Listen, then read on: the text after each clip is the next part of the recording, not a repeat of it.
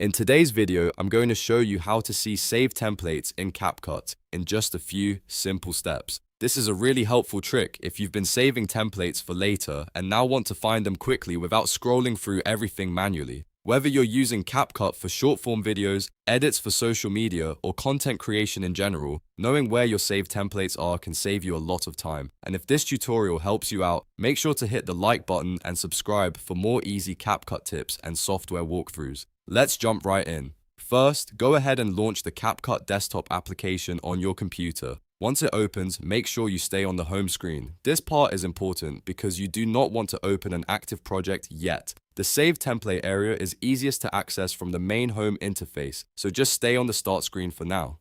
Now look over to the left side navigation menu. You should see a tab labeled Templates. Click on that Templates tab to open the Template section.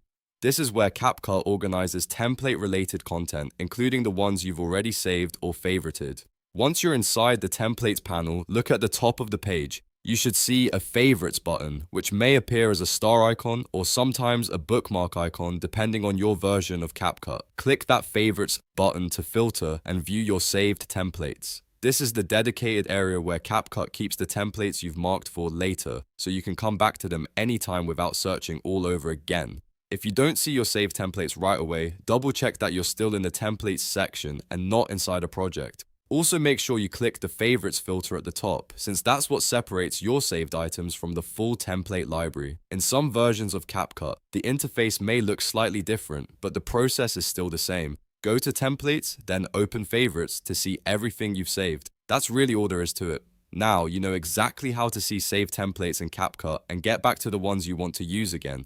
It's a small feature, but it can make your editing workflow much faster and a lot more organized. If this video helped, please give it a like, subscribe to the channel, and turn on notifications so you don't miss more CapCut tutorials and editing tips. Thanks for watching, and I'll see you in the next one.